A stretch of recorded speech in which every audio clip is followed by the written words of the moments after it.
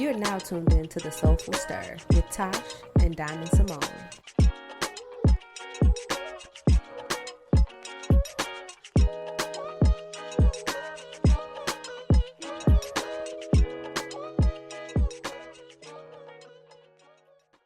Happy Sunday, y'all.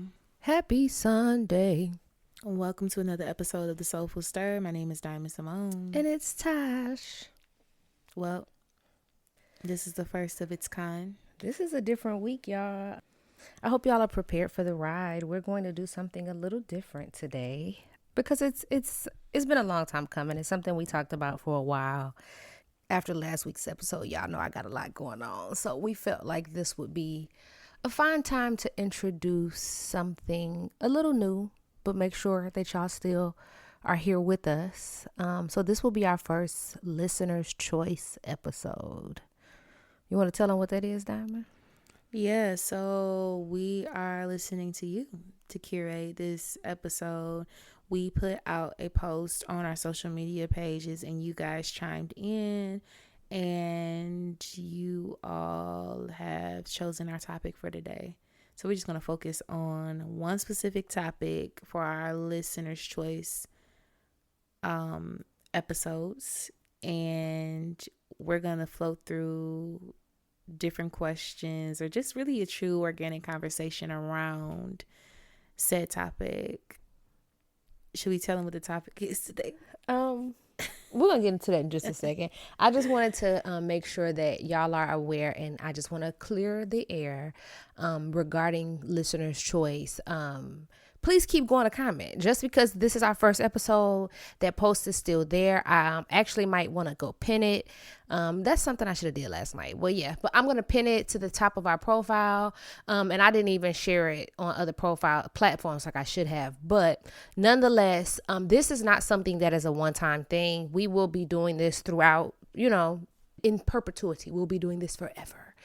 Just whenever we decide to, kind of give y'all a listener's choice, or if we feel like one of the topics that you guys bring up is something that we need to address at that time. So don't shy away from, we did it this time and we didn't pick your topic, so we won't ever do it again. This is just the first of many of this kind. So once again, please continue to go back and engage on those posts as you think of things throughout listening to other episodes of the pod, and or just going through your day to day and like, I want to hear what they think about this.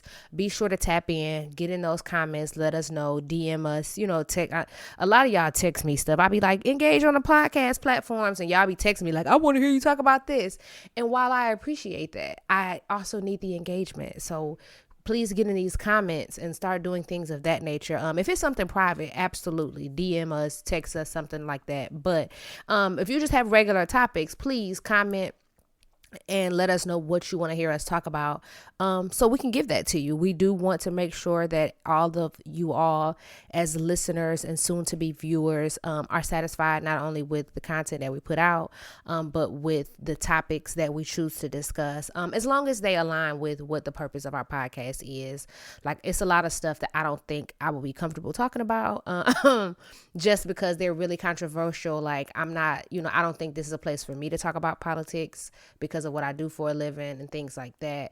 But I will say that the 95% of y'all suggestions will be considered. And Accept that. Yeah. And that falls into the 5%. Like, it's a lot of stuff that I don't care about. I'm going to talk about some controversial stuff, but politics is just not something that I just care to ever discuss, because I don't think that as a people we're ever really going to have resolve when it comes to that, and I just refuse to spin my wheels. It's just too many opinions. I mean, everybody has an opinion about every topic, but I think that politics is something that people really get up in arms about. Shoot, people be quick to get canceled over it too. Yes, I mean, it's a layered onion, and we all know that I don't eat no damn onions. Okay, so I don't care to talk about that because it's just it's too many nuances. It's too much stuff to get into. It could just turn into something that we don't want it to be. So that's just kind of one of the things I don't think we'll ever really talk about. But other than that, drop your comments, drop your suggestions in our comments, and let us know what you want to hear. Please do. But this episode is going to be a little interesting because on last week's episode, you heard me say that I have not been watching TV or listening to music a lot lately. but by golly, I have. There are some things I said, there were a few exceptions. If you go back, y'all know I don't play about semantics. And I did say, with the exception of a few things, I've been watching TV.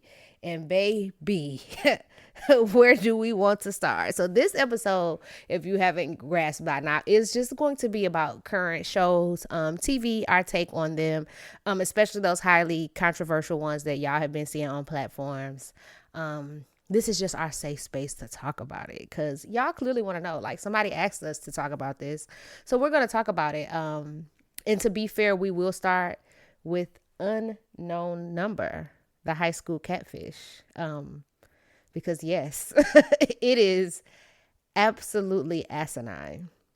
Yeah, this from what I've heard, because I am one of the people who have not seen this documentary yet, but it has been so controversial and so well spoken about that I feel like I have, just based off of the content that keeps popping up on my timeline about this documentary. And it seems very wild. So one of the things that I was doing last night, like, since I'm dealing with this grief, I was like doom scrolling, trying to find some stuff to make me laugh. And for 20 minutes, I sat there and watched blind reaction videos to Unknown Caller, like where people were recording their loved ones watching it and getting that devastating, like, oh, we figured out who the IP addresses go to, and it's her mom. And everybody had the same level of like, what the hell? Like, it is an absolute unknown, like, this is just uncanny. But what craziest part about it, one of the the funniest things I've seen on social media this week, was somebody was like, I'm glad my mama just called me a stupid motherfucker to my face and instead of catfishing me. And I was like, is that just a black thing? Like, our parents will cuss us the fuck out. They don't. Like, my mama wasn't sending no texts. Like, huh? No texts. And you would get a nice phone call, though. Remember those phone calls where your mama be going off on the other line, and if you was on a cell phone, you might even turn it down a little bit. Yeah. You don't want Yes. your friends to hear her going off. Yeah, like, definitely say it to my face. Yes. That's what it was giving. And so I'm gonna say it to your face. For those of you that have not seen it, which I highly doubt anybody has not seen it except for Diamond, obviously. But the gist of it is, this lady who was in very close proximity to her daughter, her daughter's boyfriend, other kids from the school, because she was like a teen mom. She was helping with basketball, helping with volleyball, helping with track, helping with all the sports at the school. She was that mom, on that school's campus or whatnot. Keep in mind, these were, I don't know if it started in middle school or if it started right at high school, but I remember the age that just consistently was brought up was like 14. So the mom decided, for whatever reason, because even at the end when they like confronted her about it, she never gave a real reason. Like, it was just kind of like, oh, I was bored, I didn't have anything to do type of situation. But it was so weird for me, that show. One of the things I love, don't get me wrong, because I'm messy, is that if there's a clip that you have to see if you haven't seen the show, where the police come to the house and they pretty much confront her. But at this time, the daughter is there and the husband is there. So they come in and they're pretty much telling the husband, like, hey, we figured out who this was sending the text messages. And they was like, Kendra, it was you. And he looked at his wife like, what? And when I tell you, this white man made my heart so happy, because he was like, here, you can use my phone. Because at this time, they didn't confiscated her phones, because she done made all these text now numbers and stuff, girl. Like, she had been getting up through there with these text messages with these people. Like, she had sent like 16,000 text messages or something like that over the span of, like, I think it was over a year or so. She was helping. She was helping the parents and the principal and all these other people with the investigation. Many text messages. She said 15. She said she sent 15,940 something of them, and the rest of them went her. And we like, so who was the other people? Like, it doesn't even matter. You sent the lion's share of the text messages. You sent all of them. But the husband told her to get a phone. He said, call your parents because you have to get out. He said, I'm not going to be responsible for what I do to you if the police weren't here. And he said it in front of the police. And that was white man language for, if these people in here, I'd knock your head between that washer and dryer.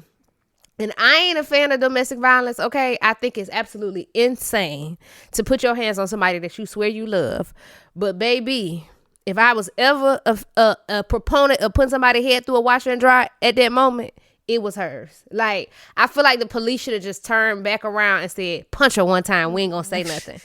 And then when he was trying to put her out, what pissed me off the most is that she ran to the daughter and started embracing her and like grabbing her and squeezing her like, I can't leave my daughter, I can't leave this. And I was like, ho, just 4 months ago you told your daughter to kill herself.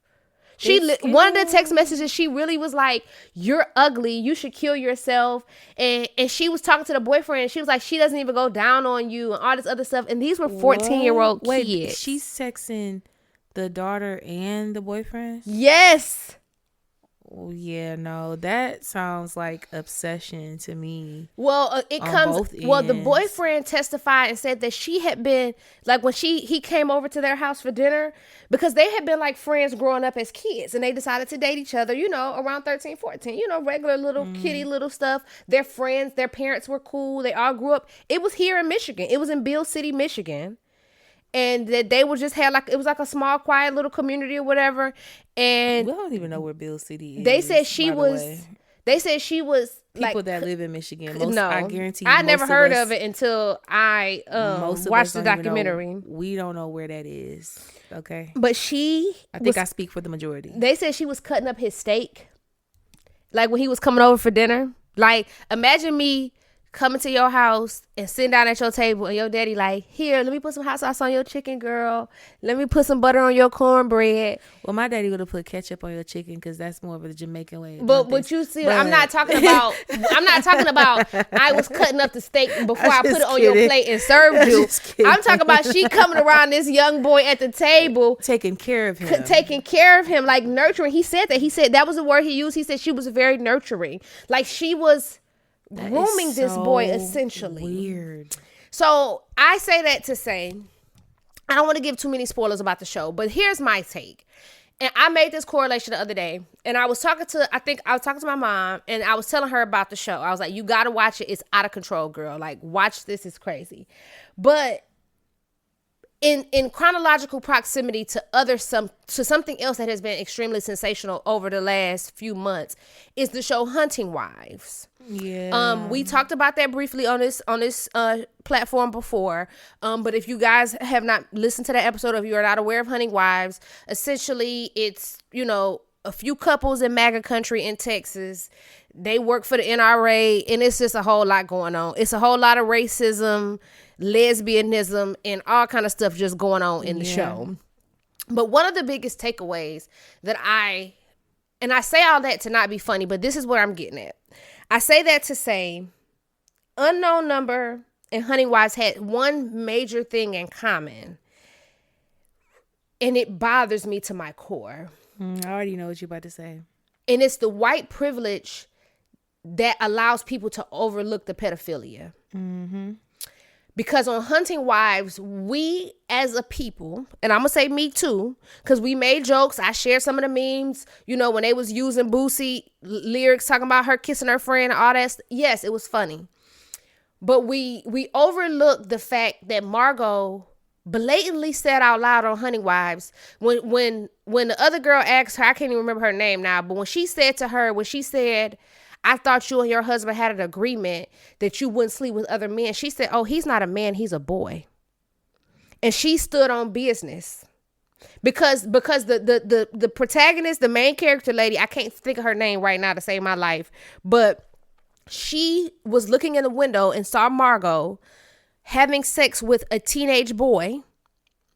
And when she confronted her, she said, I thought you and your husband had an open marriage. Oh, Sophie, yeah. So when Sophie confronted her and was like, I thought you and your husband, because she was like, well, don't y'all have an open marriage? And she was like, yeah, but I'm not supposed to sleep with other men.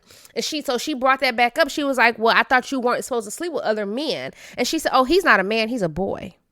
And she said it with like pride, like she was happy to be an older woman who could catch the attention and get the likes of a 17-year-old boy. And even if and it was up for debate, like, Me and my baby daddy debated this for a long time when we was watching the show, because he was like, well, who said he was a minor? I was like, he was still in high school.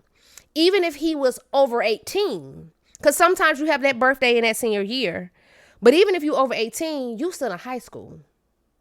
Now, I will say, I'll understand that there is, you know, I don't know, whatever distinction between, oh, well, he 18, he's still in high school. And maybe because they didn't have kids, so maybe she didn't see it that way, but I don't give a damn. You're an adult. You know he's too young for you to be dealing with, okay?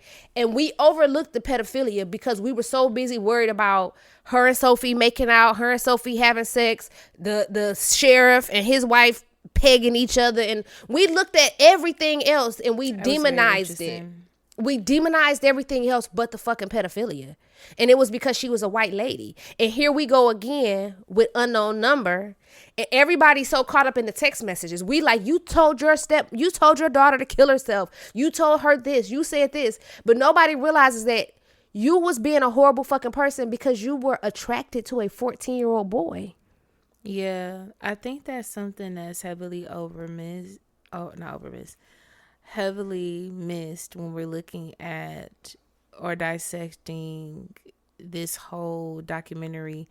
That's not something that frequently came up when people are from the discussions that I've seen, and that is alarming. Even like you said with Hunting Wives, that's not something that really came up. People were more outraged about the sexual explicit nature or content related to the show. The fact that women were sleeping with women in the show, they were more outraged about that as opposed to the fact that she was involved with a minor. Yes. And it is interesting because it's making me question the state of the world, for one, but then also, are these things kind of being put in place to desensitize people to such topics? You know, it's like to put hyper focus on everything else that's going around it, so that this one thing is like, oh yeah, just go ahead and slide that in there. Nobody will really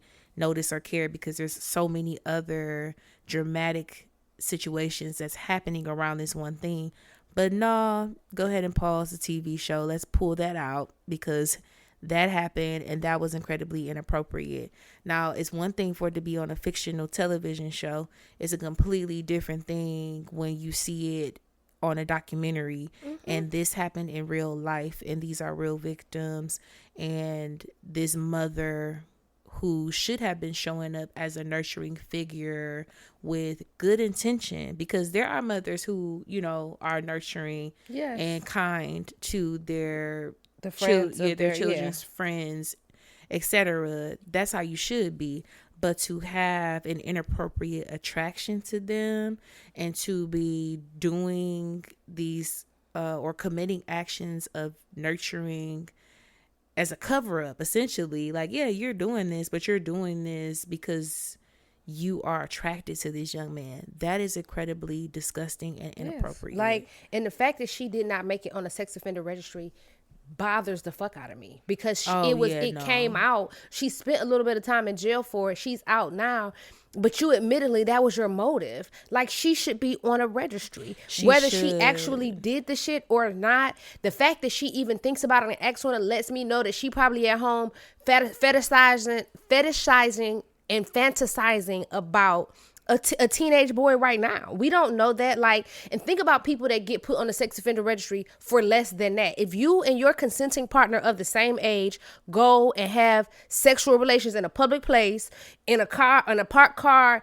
that happens to be close to a playground, it could be nighttime, no kids outside, you will end up on the sex offender registry. Yeah. You can end up on the registry for having consensual sex with somebody of your age, depending on the location that y'all have sex in. So you mean to tell me I can get on the registry for that, but this lady then had this 14-year-old boy at her house several times. She's admittedly doing intimate things with him. And when I say intimate, I don't mean sexual and physical in nature, but it's very intimate to cut somebody's steak. Like, I don't do that for my own man. Like, huh?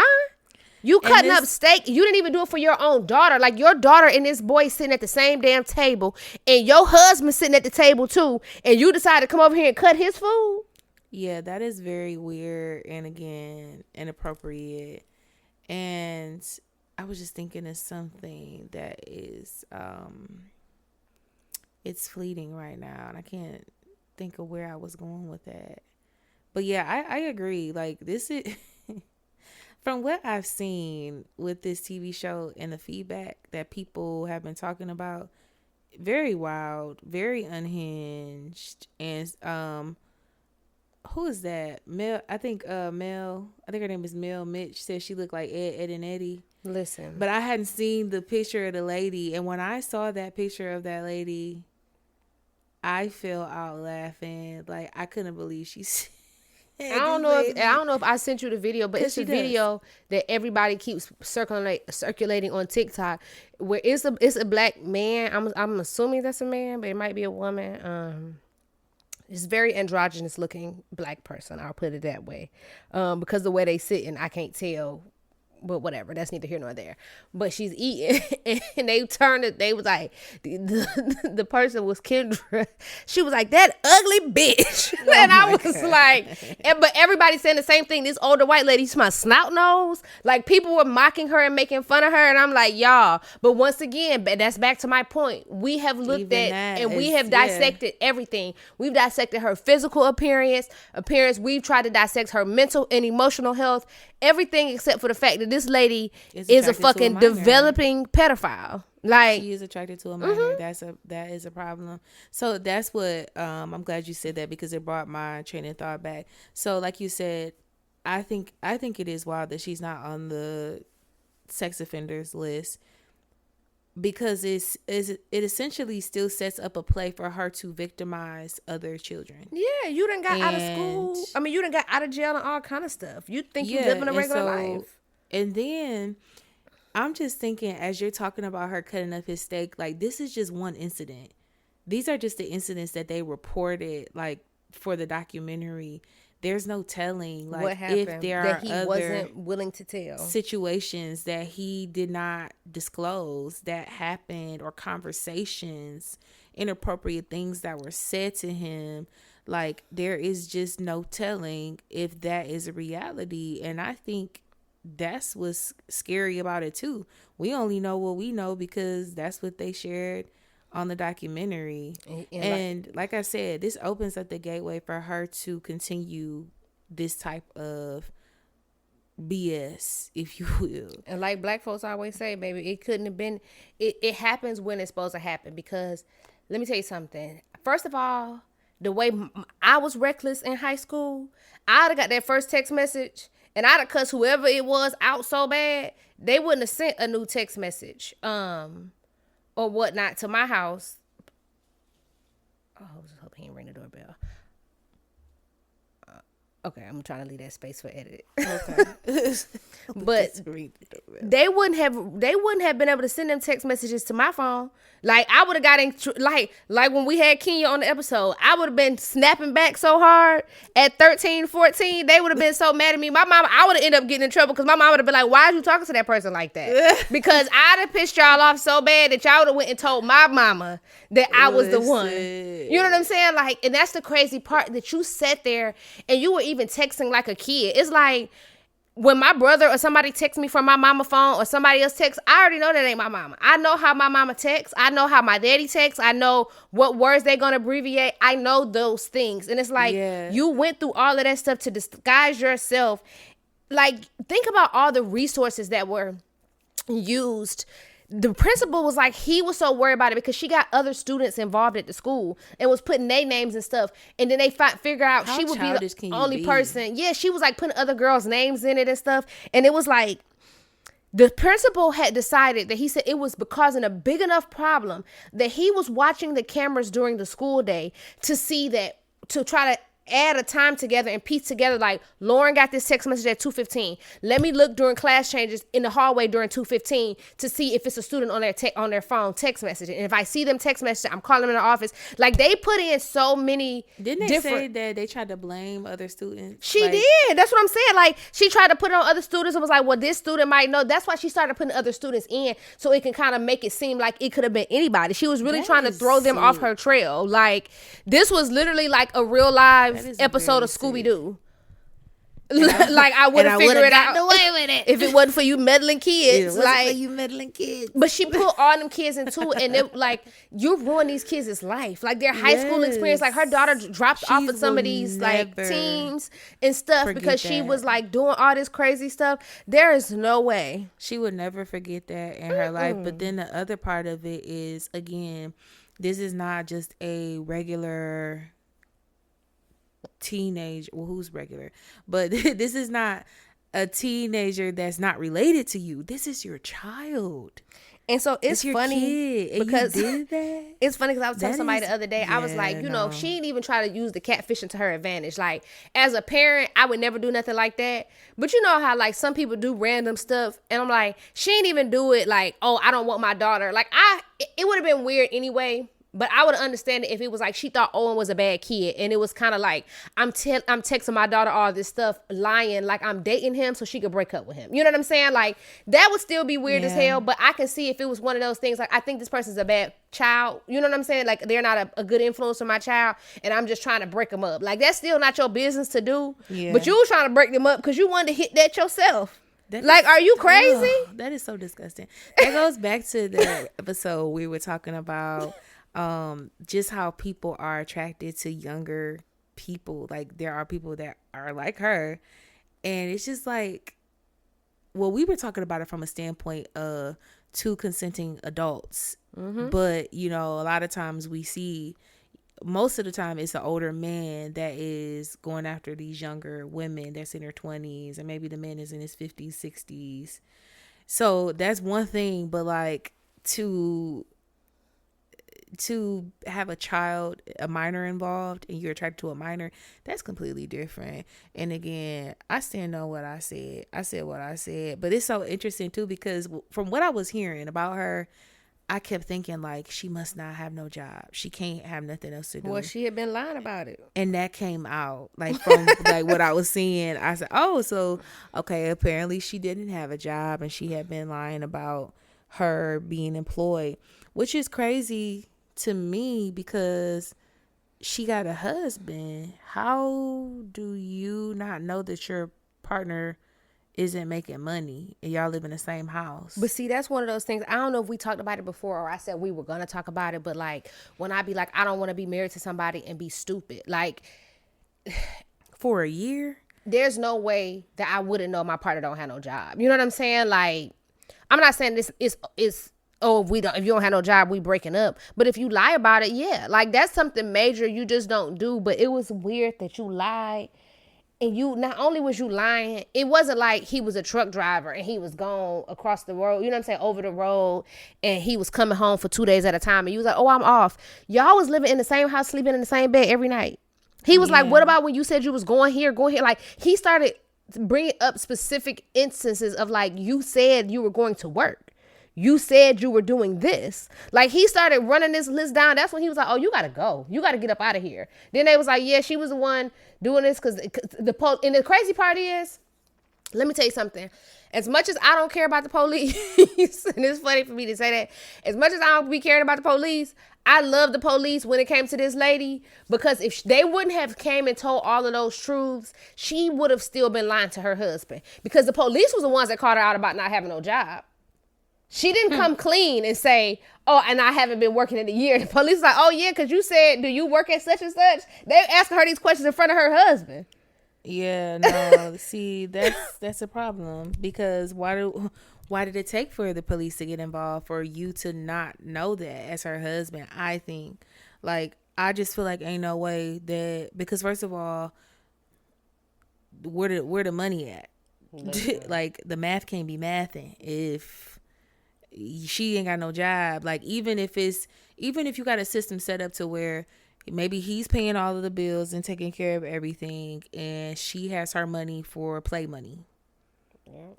Okay, well, she doesn't have her own play money anymore. Then where's that money coming from? Probably out of your accounts. So I guess depending on how you got your finances and things set up, maybe it could be something obviously that was missed, but ain't no way. Like, what? You ain't got no job for a year. So much. You so bored. You sending out these text messages to your kid and her boyfriend and just antagonizing them this whole time. Yes. I think it's very wild. How long did she get in jail? I don't think she did. I think she did maybe a few months or a few months. Yeah. Yeah, it wasn't much. I can't remember. Cuz she got out in like I want to say she got out in 2024. Yeah, she was sentenced to a minimum of 19 months. And that was just her, what you call that? That was the minimum or the max? That was the minimum, but I don't know how long she ended up serving.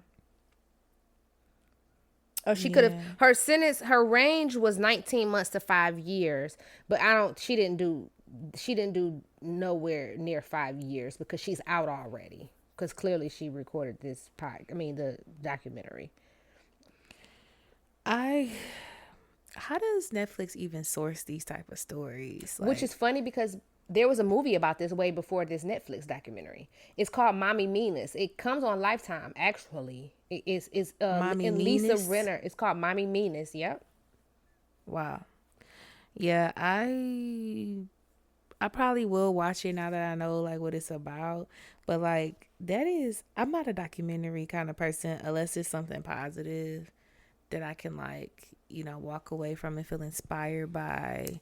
This type of stuff I don't too much keep up with, but if it's entertaining, then I will be tuned in. So that's and I'm the opposite. The only documentaries I like are crime documentaries. I mean, you're a lawyer, so true crime. That makes sense. But even for people that are not like Kenya, she loves a good crime documentary and will sit and watch a marathon of them. Me, no, I'm not doing that. That's too much.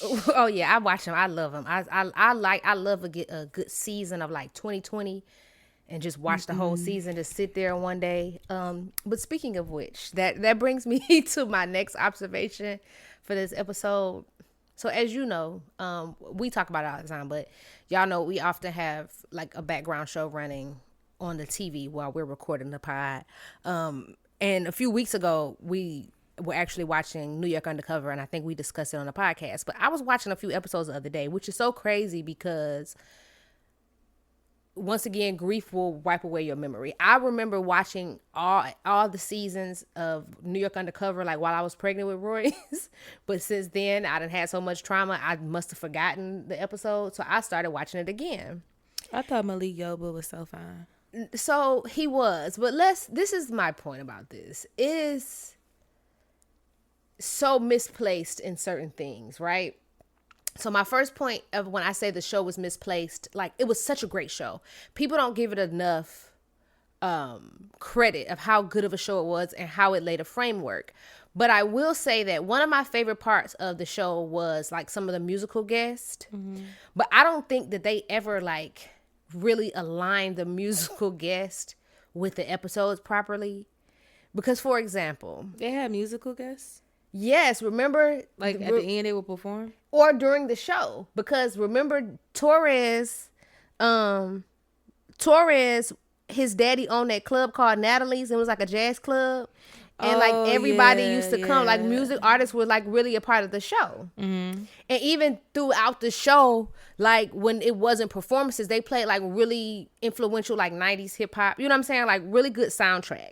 But I don't think the performances were ever matched to the show, because one episode the other day really had me worked up. Like, for one, on TV back then, was it just commonplace for a nigga to have police brutality? Like, because when I watch New York Undercover, JC and Torres, when I tell you they be beating the shit out of people, like beating them, like they will catch a perp and beat them to a pulp. Like he beat the dude, and then Al Jarreau just started singing the other day, and I was like, huh?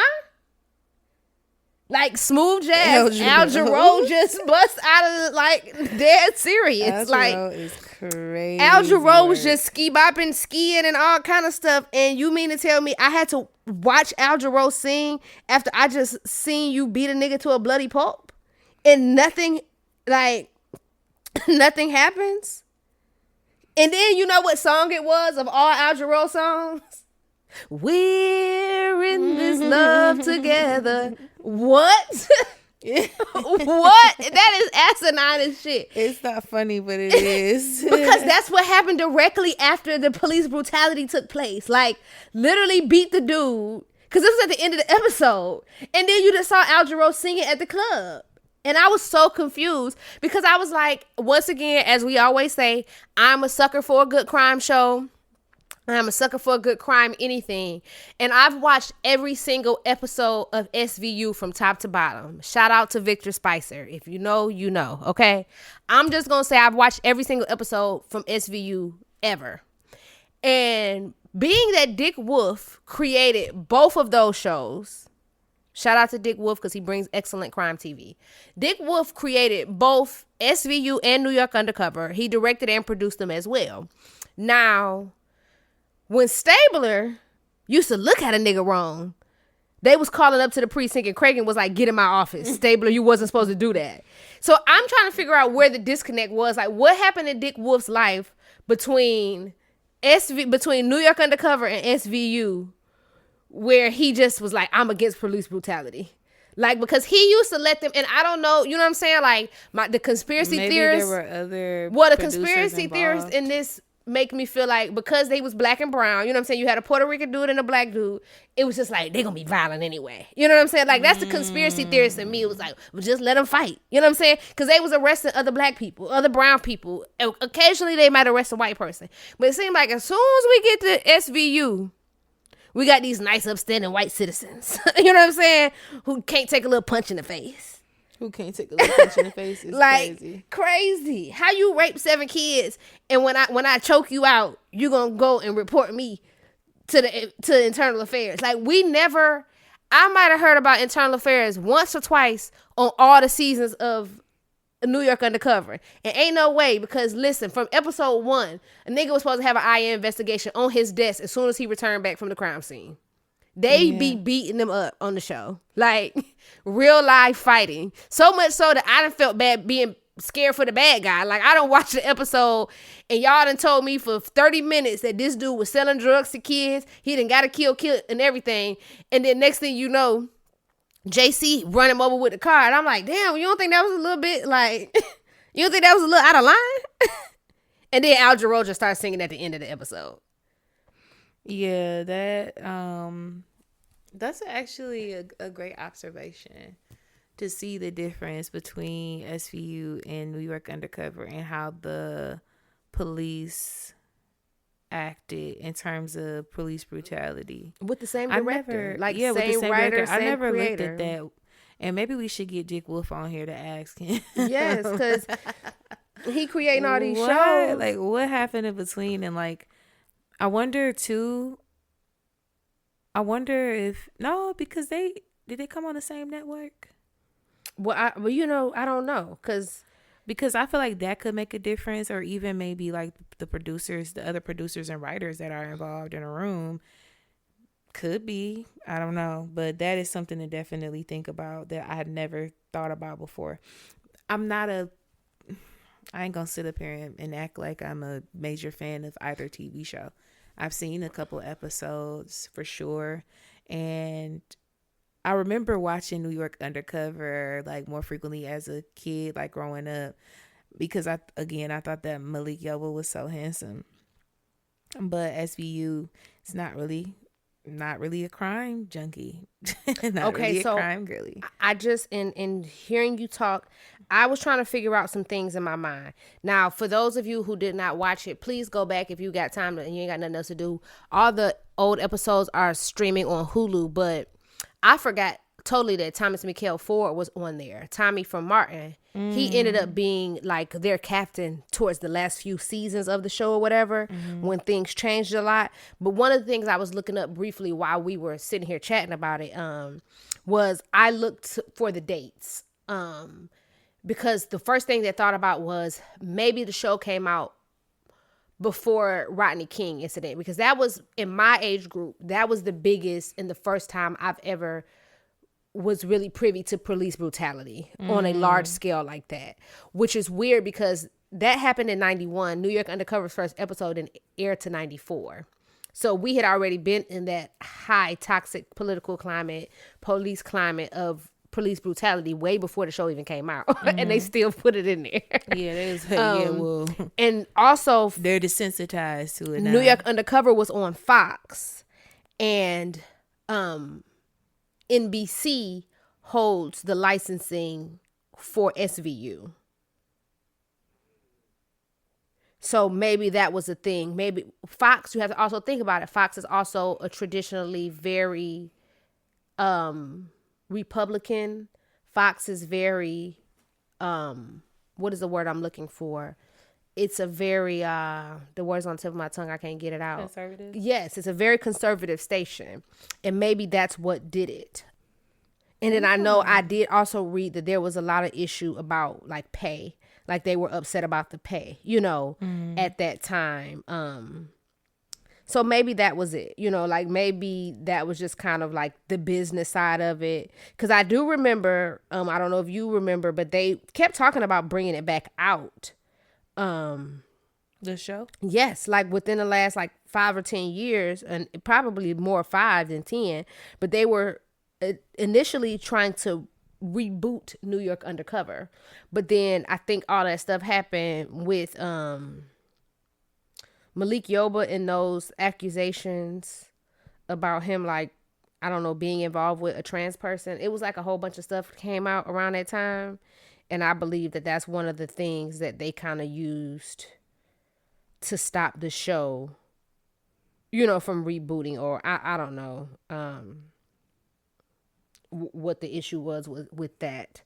There's so many different things to be considered and like questions that I feel like I might fall down a rabbit hole just out of curiosity to see if there's some content on this and if they have been interviewed and asked these questions in the past, because I feel like somebody else has had to observe this to see like what the change was, or like, yeah, where did the shift happen? Yeah. Where did the shift happen in television and writing and production, etc.? What helped to like fuel that change? Yeah. I am interested. I do have a question. If you can bring back one TV show, only one from any time period, what would it be? A few come to mind for me. And that's weird because I can't. Two just popped into my mind. And if I say one out loud, I know our baby daddy gonna hear this and he gonna be like, why are you talking about that on that show? Because let me tell you something. Any Day Now used to be my shit.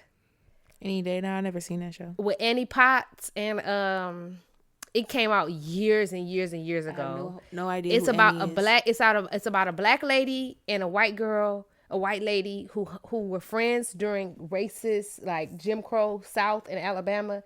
And it's about like the show constantly flips back and forth between them growing up together and them being adults living in the same town in Alabama, still dealing with the racial outlet, because it was like set in the 80s or 90s. It was a really good show. But outside of that, the first thing I thought about was Sex in the City. Mm-hmm. Which is weird because I don't know why I didn't bring up like Martin is one of my favorites. It's a lot of shows, but see, some of them shows they keep trying to reboot. I like them classically, like where they are. You know what I'm saying? Like I'm not trying to be funny, but I wouldn't want to watch Martin now with Thomas Michael Ford being passed away. Like Tommy, you know what I'm saying? Like that made the show what it was. But Sex in the City, for sure. To me, it was just such a comforting show. Like, yeah, Sex in the City has become one of my comforting shows, my comfort shows. To to binge like now as an adult, and I can really see like what's going on and like make a sound judgment Yeah. based off of the climate of the TV show and like the plot. I'm gonna tell you one thing, Carrie and Big, they got on my nerves the whole, like, I don't care. And you from know what's beginning funny? to beginning to the very end, they got on my nerves. The whole reason why I even love the show is because I was in a Carrie and Big situation. We just never ended in marriage. Like, light skinned Michael Jackson was my big. Like, that's like everybody knew it. Like, when around those, it was literally like 10 years of like, we would date for a few months, hot and heavy. Everybody called me. I'm at his house. Don't call me no more. I'll call you later. 2 weeks later, Don't call me no more. You know what I'm saying? Like, I'm at his house. Don't call me no more. like, it's like my friends would be like, well, have you seen so and so? I'll be like, no, we ain't talking. You know what I'm saying? Like, I see him on campus talking to somebody else. We don't talk for a long time. Then all of a sudden we see each other at a party and it just ignites. You know what I'm saying? Like, it's like a flame that never goes out, and just as soon as he's around, like, it's like accelerant, just fire just out. And it was really weird. It was like really one of those toxic situations where, just like Carrie and Big, I knew I wasn't going to get what I wanted. He was very firm on what he was willing to offer. I was firm on what I wanted. And it seems like when we were in pursuit of what we truly wanted and we couldn't find anybody to give it to us, we would come right back to each other because we knew there was some kind of toxic comfortability there. Like, we knew, like, you know what I'm saying? Like, I already knew how this was going to go. Yeah.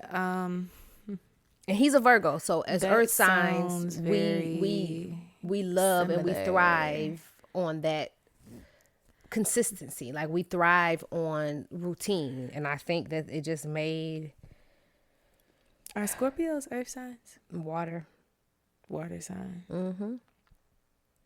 Water. No, well, that's a whole nother story for another day. From the past. But speaking of, so our last, I think our last thing we're gonna talk about on this TV is the most salacious, okay? Because I know everybody's been waiting. Which You didn't ask me what TV show I would bring back. Oh, I didn't, because I don't know. We got caught up. What would you bring back? Don't say nothing slow. No, like, You seem like you were gonna say something stupid like In the House. no, I didn't really watch In the House like that. But I would probably want to bring back Living Single Oh yes. to see like how their lives like panned out like now, and like I just feel like that would be such a great show to bring back. I would definitely want to bring back Living Single, but I also really, I love Girlfriends, and I can see that coming back. Like, I wouldn't mind seeing Girlfriends come back into fruition. And I'm thinking like, I know I said one, but it's just so many great TV shows, especially in Black television, that came on that were a part of our lives. Like, where I remember I couldn't wait to get home to watch an episode of Moesha, or waiting on it to come on. And so Moesha is another one, but I'm thinking now, like, thinking of a couple members from the key cast have passed away since then, and I'm also trying to picture the people that were on the show then and now. Like, what would a reboot look like with them in the show now? And I'm not sure, but I feel like Moesha could be very interesting, like seeing Moesha grown up and assessing what that looks like. I never really was a big Moesha fan. Really? Only because I felt like Moesha was stupid. Like, I just felt like she just did dumb stuff. It was like, girl, you wouldn't even have to keep getting in trouble if you would just listen. You know what I'm saying? Like, yeah. And I think that was one of them first shows. She was kind of sheltered though. But it was one of them first shows of me like, they're sheltering you for a reason. You know what I'm saying? Like, you're sheltered, and they're because you don't make good decisions. Crazy. Like, but it's funny that you say that, because I was about to be an asshole and say something ignorant to you and be like, oh, you probably want some crazy show to come back. But it made me think of one of my favorite shows for real, which was A Baby Story. I used to watch On TLC. Me Girl. too. Oh my God. I used to watch that every day after school. Me too. I used to rush home, and I would hate when it was a repeat, and I'd be like, I already seen her have her baby. Like, I used to love to want to see, like, you know, and it wasn't invasive. It was just a 30-minute little episode. It wasn't like a bad thing where we had to see all of this stuff. Like, you see them go to the final few appointments, you see the nesting process, then they had this baby, and then you see them home after the baby. Like, I love that. But in real life, though, what I could really bring back, I'm not going to try to lie. I'm not trying to be funny. This is my final answer. Bring back Supermarket Sweep. Ooh, Supermarket Sweep. Bring back Supermarket Sweep. Yes, Supermarket Sweep. That's it. That's it. Bring back Supermarket Sweep, and we good. That was a good show. I wouldn't mind seeing Insecure come back. I just need one more season. But I ain't gonna lie. I feel like once I get that one season, I'm probably gonna want another one. I like the way that it ended, though. I just still feel like there's room for more plots to twist and turn, and I wouldn't mind being part of the audience for that. That was such a great show, and I think that for me, I know how you feel about Issa, but I think for me, Insecure was such a well, first of all, I just thought it was a great show, but I also have been following her since she was on YouTube, since the Awkward Black Girl series, when you had to wait for those episodes to drop. So it's been a while since I've been following her work, and I think that was another layer of it. And I was bummed to see that, like, what y'all mean about to cancel this show, or this is the last season? Yeah. Like, we need one more. So I don't know, maybe that's something that could possibly revamp itself, or who knows, maybe one of those TV shows can come back. I feel like Girlfriends and Living Single, I feel like they have, like, and Insecure, I feel like they have a good chance, good leverage to come back. Moesha, and I don't see that coming back so much. Living Single is, it was such a great show. Like, everything about it, the dynamics, like, it was real. Like, Sex and the City to me and Living Single are more alike than I would say Girlfriends and Sex and the City. You see what I'm saying? Mm-hmm. Like, because to me, I don't know, like, I wasn't really a Girlfriends fan, and it was always because I didn't like Jill, and I thought, like, Tracy was really weird.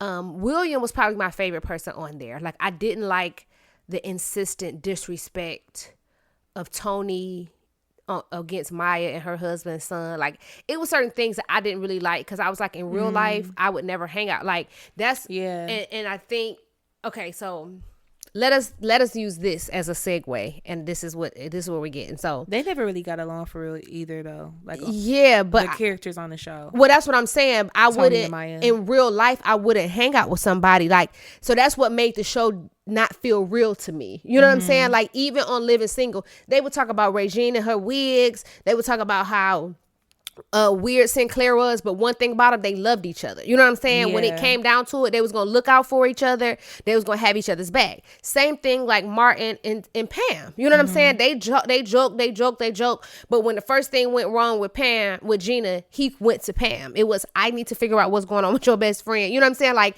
they were close enough to know that even when Pam brought a man around, he would joke about it, but he was trying to vet the guy out. Like, are you really with her for the right reasons? You know what I'm saying? Yeah. Like, there was still some love behind it, and I don't like when writers write things that don't feel realistic as far as friendships go, and that is my issue with Tyler Perry. So that's when I say it was my segue, because I'm laughing because we like Dick Wolf created these shows, he did all this other stuff. Well, I'm watching Beauty and Black yesterday, and I'm like, damn, Tyler Perry think he's Spike Lee. He wrote, created, produced, directed all of this other stuff. But the issue with that is when you don't let other people in the writer's room, when you don't take other criticisms, and people are telling you that this is not really indicative of how it really is, we can tell, and it comes across in your show.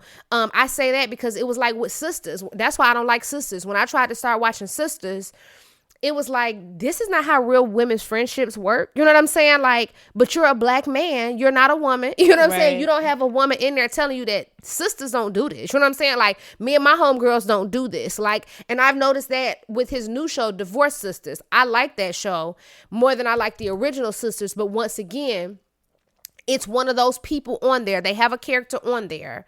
If I'm not mistaken, I want to say her name is Naomi, but maybe it's something different. But she is so nasty to all of the ladies in the friend group. And they all keep trying to look out for her after her divorce. But she's extremely nasty. Like, the things she's saying to them, and they're like, well, we just gonna pray for her. No, in real life, I would have beat her ass. You don't come into my home and accuse my husband of being gay. Like, you know what I'm saying? Like, it's certain stuff that you just don't do. And we're not gonna get dressed up and go to a gala next weekend and sit next to each other like you wasn't just talking to me crazy 2 weeks ago.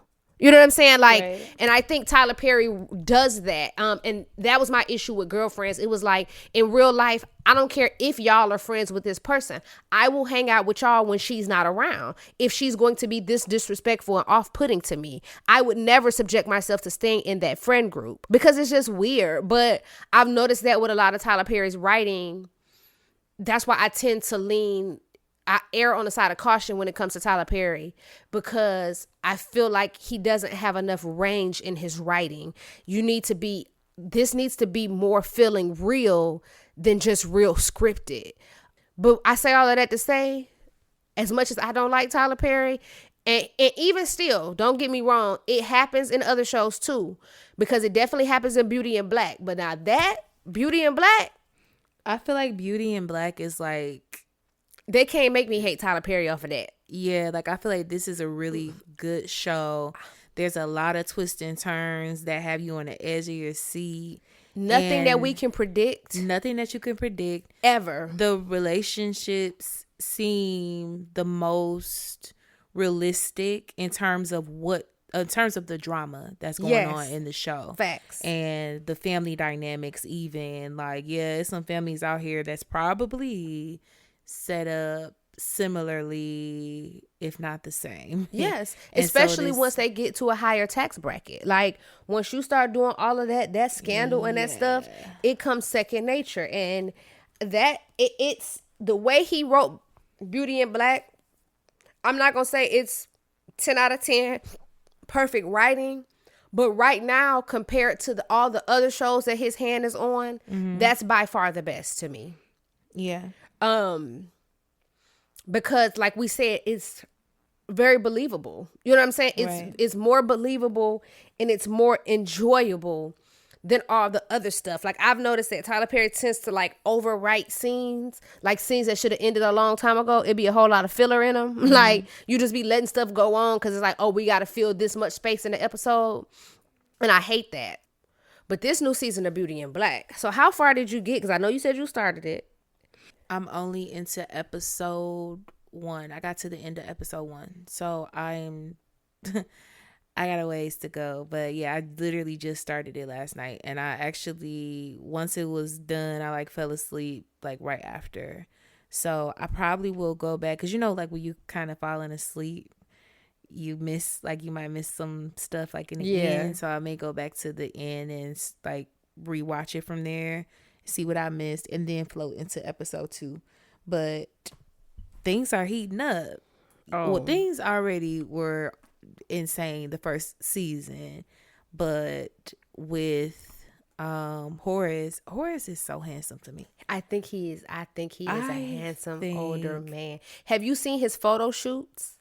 Like, it's photo shoots of him. Like, I guess he did like promo shoots before when the first season aired. Mm-hmm. And when I tell you he looks so good, like, I was like, oh, okay, Unc, I see you. That's a real zaddy. Okay, he is very handsome. And so him asking Kimmy to marry him was that, I can't even say that was the plot twist of the season, but it was definitely up there. Like, nobody expected that, I think.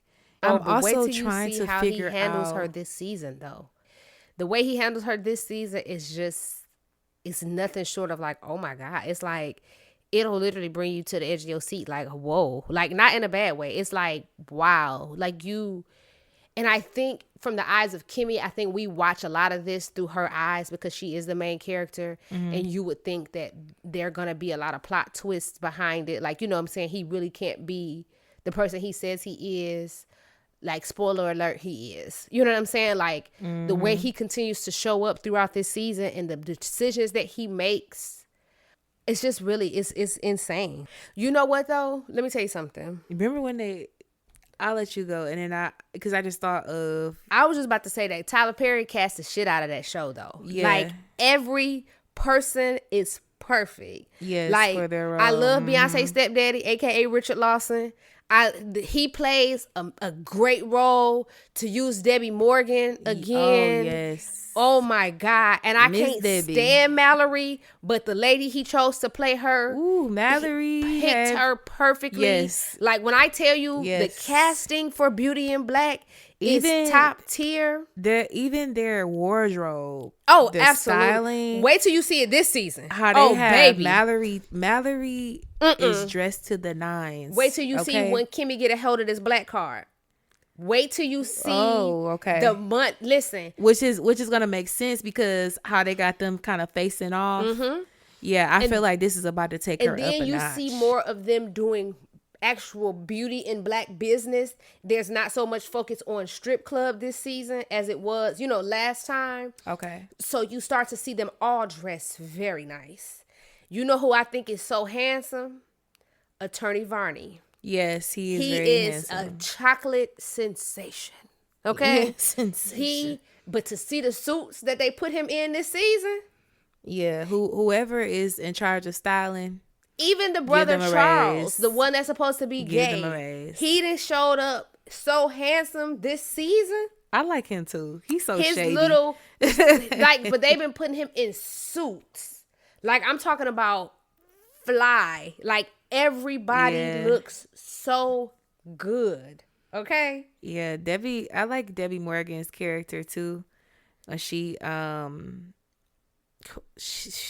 something. She has the character has this persona. In the beginning, it's hard for me to figure out if she's really, a good person that's, just kind of caught up in the mix. And, the mother that's trying to get a hold of her sons, etc. And that quickly changes. You start to see her true colors and that, oh, okay, she done slapped this lady in the middle of the hospital. Mm-hmm. Yeah, threatened her. That is, a whole attorney, by the way. She uses her personality. The character uses her personality and charm to her advantage to get the things that she desires to get done, or to get rid of the people that she desires to get rid of. And it's so interesting. But yeah, the styling of this show is insane. I was just thinking about the scene with Horace where they tried to rob him. Oh yeah, when the boy Angel was there. Yes, and they that whole thing set up. They figured out who he was. I knew in season 1 when that happened, I was on the edge of my seat, like, oh, Horace is about to get them. Oh, he about to show them who he really is. You, this whole season, and the crazy part is them first 8 episodes, because they doing it in 2 parts like they did the first season. These first 8, baby, I'm scared of what's gonna happen in the next 8. Oh wow! Like, I'm scared of what's gonna happen. You watched in the all next the season 8. 2? Yes, I ain't had nothing to do yesterday. I was crying and watching episodes. Into it. I was trying to watch it yesterday morning and couldn't get into it. And me and my family, we so crazy. We texting in the group chat. my niece like, I had to kick Quan ass for dying on me. I got stuff to do. I was like, he know we like our damn shows. How he gonna die 2 days before Beauty in Black come out? Now I can't even sit here and watch my show because I'm crying. I'm halfway through the episode. I had to pause it, cry a little bit, pause the episode, start it again. But I ain't had nothing else to do. Listen, do what you need to do. I did go to the gym yesterday, but I was working from home. I had the little bit of work and stuff I had to do. I did it, and I sat there and watched Beauty in Black, and baby, it was worth I can't say 8 hours because every episode only like 45 minutes. So it was worth all 6 and something hours of my time. I'm going to tell you that right now. Okay. It did not disappoint. Okay, well, It was enough drama. It was enough drama every episode for you to be on the edge of your seat the next episode to be like, what's gonna happen?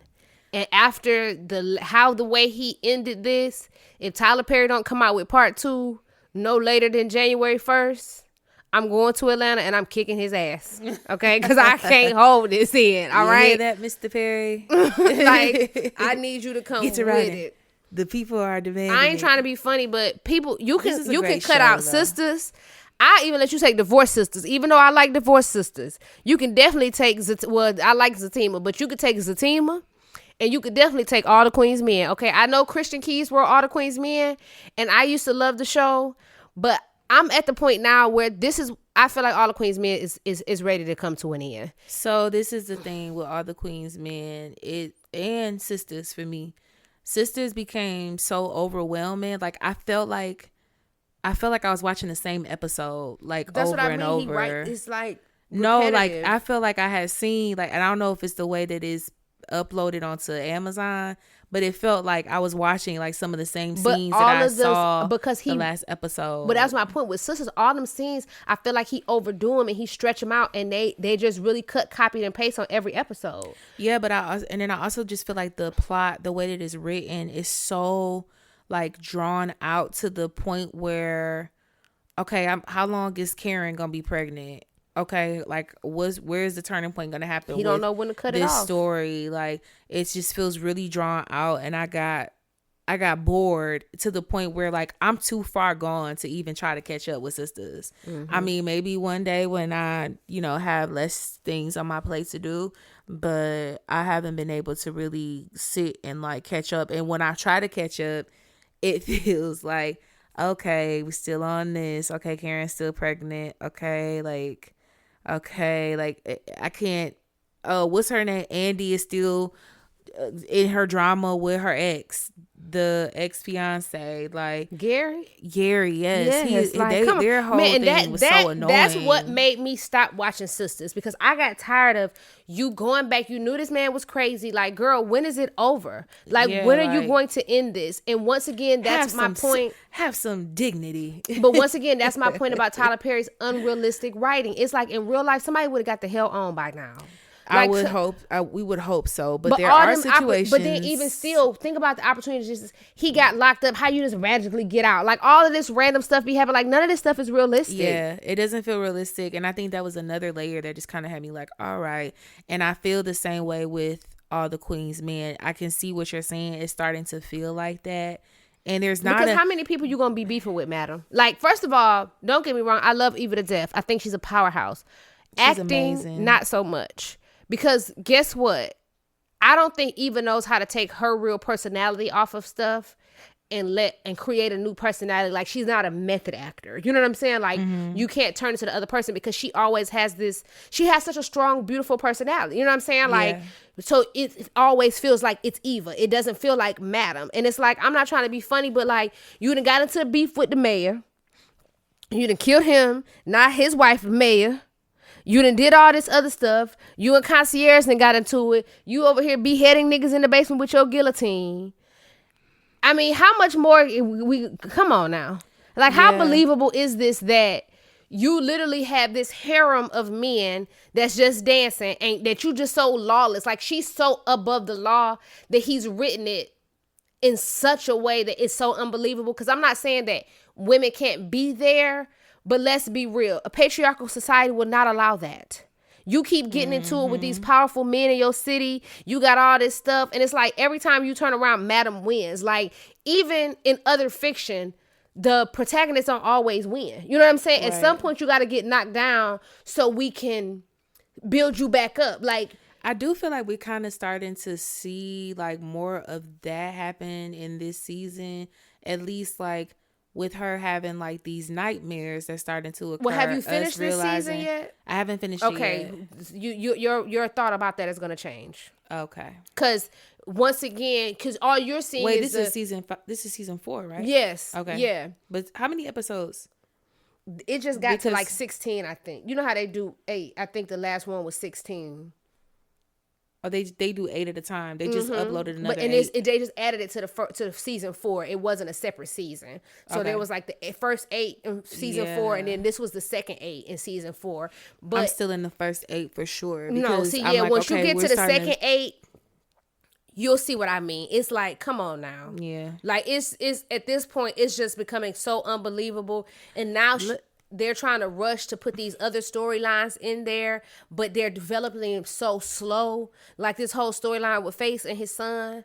Like, come on now. When we gonna get to it? Like, I met Face in real life some years ago before this show even popped off. Before he was like even on this show. He's a very nice young man, very respectful.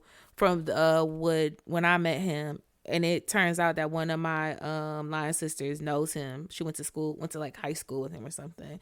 So yeah, we happened to see him. We were out in Vegas, and he was super cool, very very cool. So I was happy to see him on the show. Like I love to see people who, at least from my interaction with him, appears to be a stand-up guy.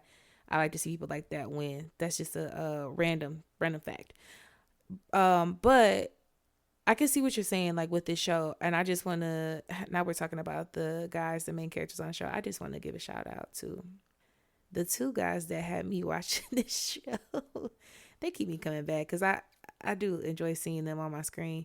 Amp, the guy who plays Amp, and Bolo. So I love Bolo, but can't nobody listen.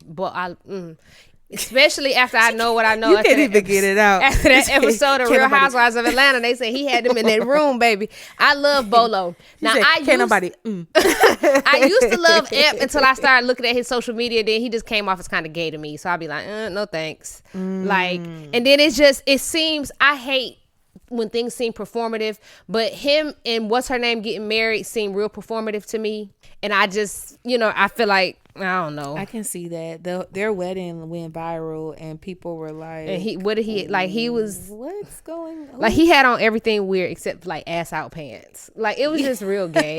And then I have to take into consideration that he used to be a dancer for Beyonce. So he did? Yes, that's how Tyler Perry found him, girl. He used to be a dancer for Beyonce. He's a dancer on all her tours and stuff, child.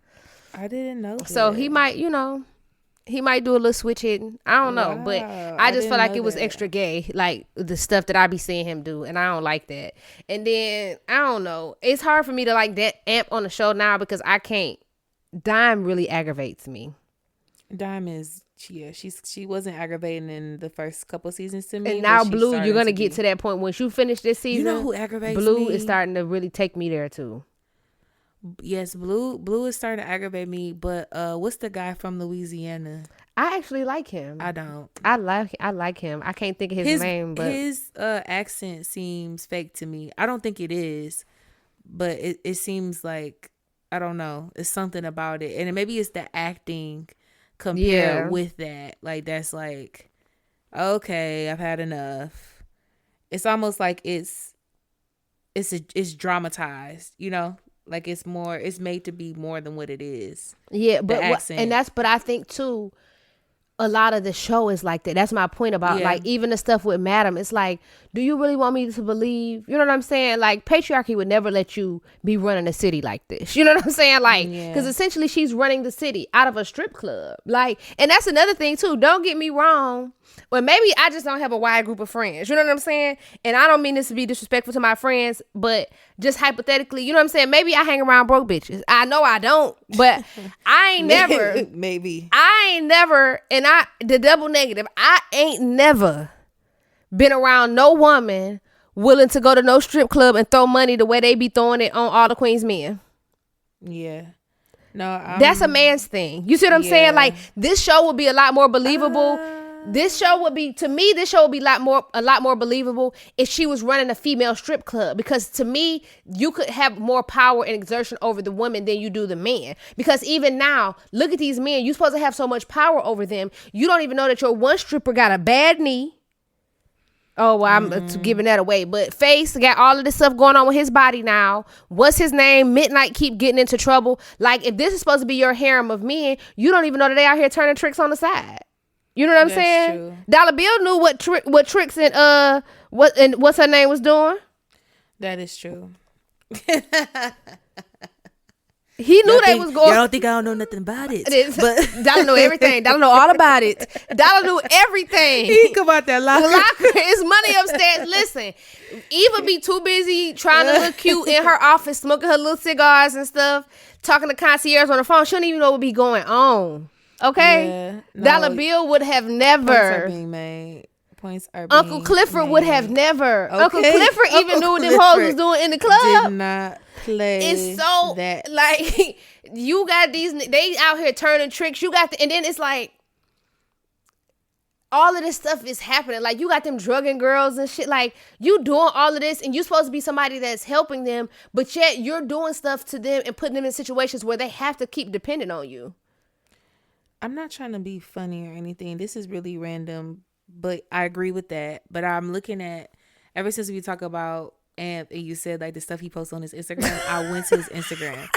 But I was also looking at KJ's Instagram, who plays Andy. Yeah, his wife. I'm looking at her face. Like, is she doing something to her face? Oh, I don't know. Like, is she getting like Botox or something and like fillers? Or is it like just the makeup?